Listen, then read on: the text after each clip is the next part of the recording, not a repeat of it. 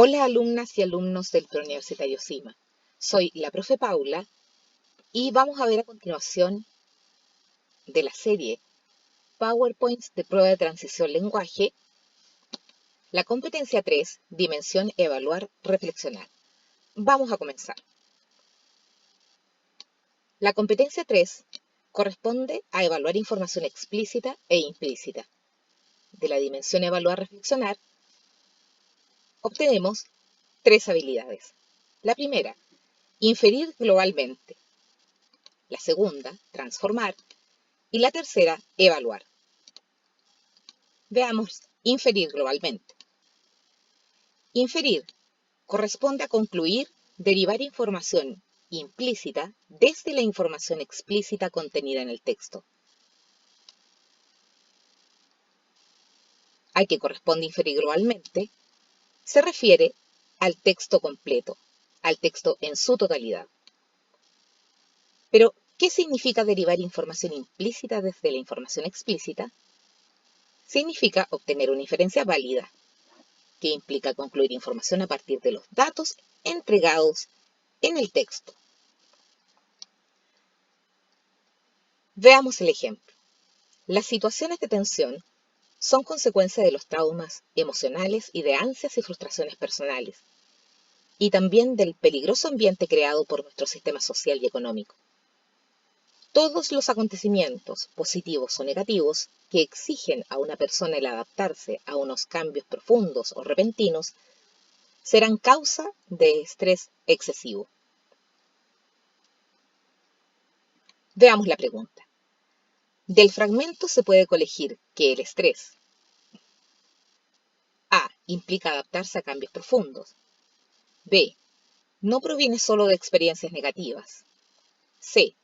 Es una situación que afecta a un número indeterminado de personas. D. Es una enfermedad invalidante del ser humano. E. Crea situaciones positivas y negativas en el ser humano. Pongamos atención a la pregunta. Del fragmento se puede colegir que el estrés. Colegir corresponde a inferir, derivar, concluir. Recuerde siempre este verbo, colegir. Pongamos atención a aquellos enunciados que ya están marcados en el texto. Ahora veamos las alternativas. El estrés implica adaptarse a cambios profundos. Atención, de acuerdo al texto, los cambios profundos son los que causan el estrés. Por tanto, no es una inferencia válida. El estrés es una situación que afecta a un número indeterminado de personas. No se puede concluir esta información, ya que no existe en el texto ninguna referencia respecto de la cantidad de personas que se ven afectadas por el estrés. Por lo tanto, tampoco es una inferencia válida. Veamos la alternativa D. Es una enfermedad invalidante del ser humano. También corresponde a una inferencia errada, porque si ponemos mucha atención en el texto, no existe en él ninguna información referida a este enunciado. En tanto, la alternativa E crea situaciones positivas y negativas en el ser humano. En definitiva, el estrés es el resultado de estas situaciones, que es precisamente lo que nos dice el texto. Todos los acontecimientos, positivos o negativos, que exigen a una persona el adaptarse a unos cambios profundos repentinos serán causa del estrés excesivo. ¿Qué pasa con la alternativa B? El estrés no proviene solo de experiencias negativas. Eso significa que las experiencias negativas entonces no son las únicas causas del estrés. Si ponemos atención al texto, nos señala con claridad que todos los acontecimientos y detalla positivos o negativos serán causa del estrés excesivo. Por lo tanto, es correcto inferir que no solo las experiencias negativas son las que causan el estrés, también lo son las positivas.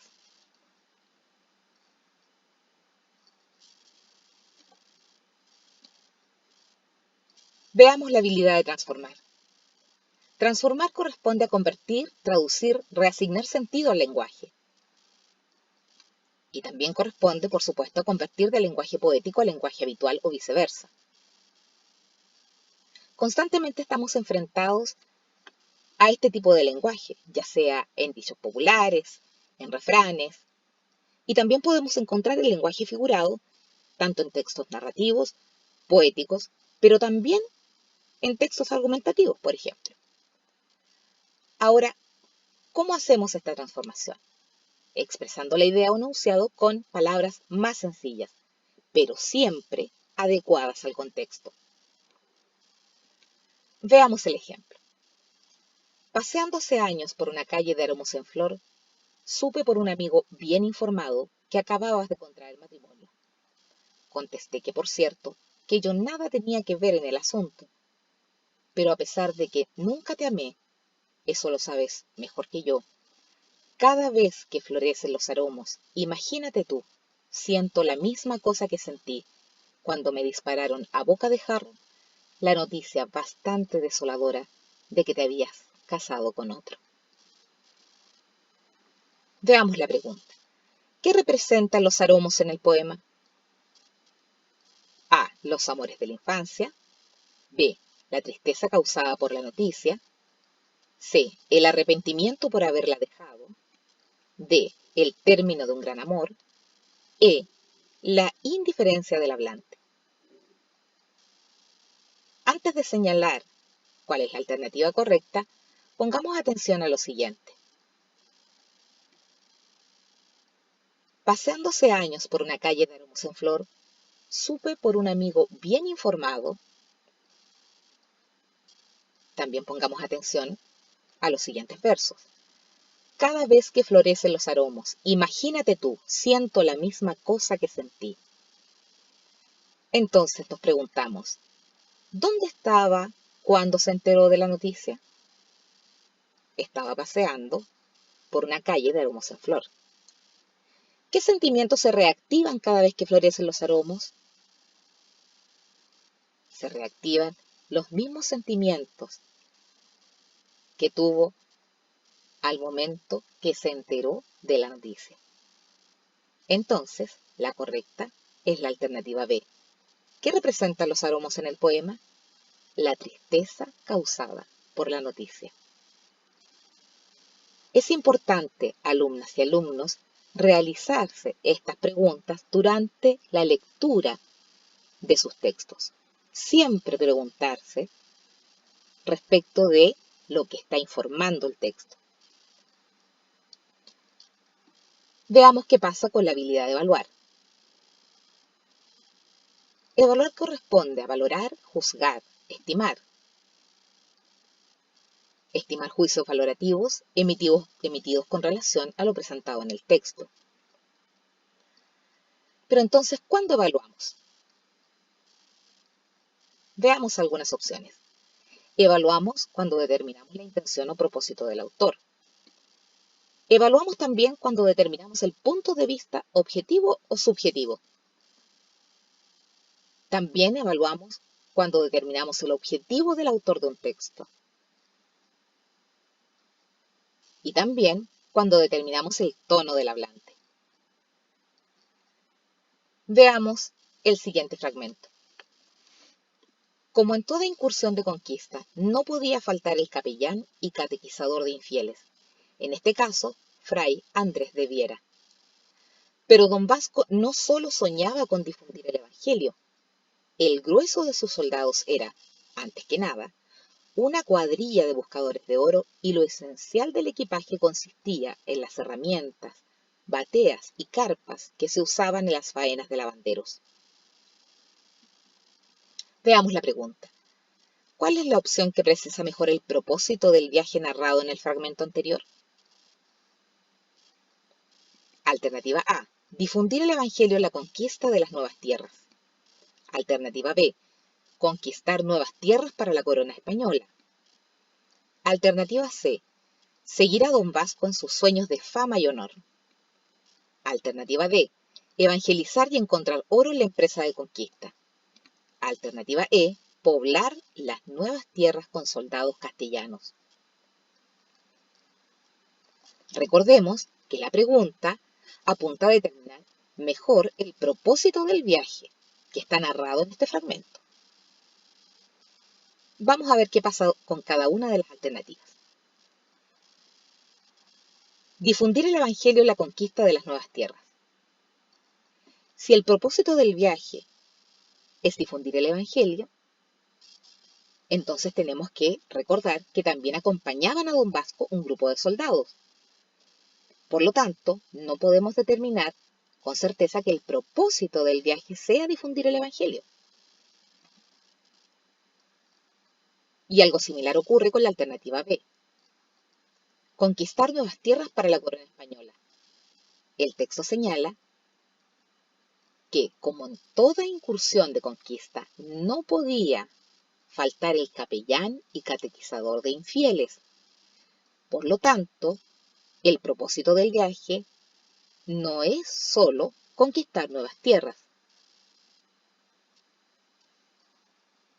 Veamos la siguiente. Seguir a don Vasco en sus sueños de fama y honor. Ni la fama ni el honor están mencionados en el fragmento. Por lo tanto, tampoco es correcto que podamos determinar que ese es el propósito del viaje.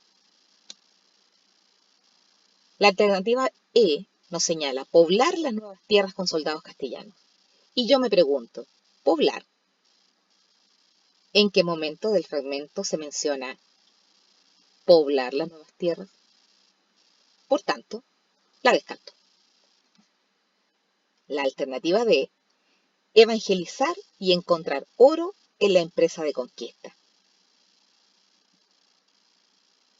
Pongamos atención al fragmento. Acompañan a don Vasco un capellán y soldados buscadores de oro. Por lo tanto, podríamos sí determinar con mayor certeza que el propósito del viaje es evangelizar y encontrar oro, en base a la información que aparece en el texto, que acompañan a don Vasco tanto un capellán como soldados buscadores de oro. Muy bien, alumnos. Nos encontramos en un próximo PowerPoint con el tono del emisor del texto.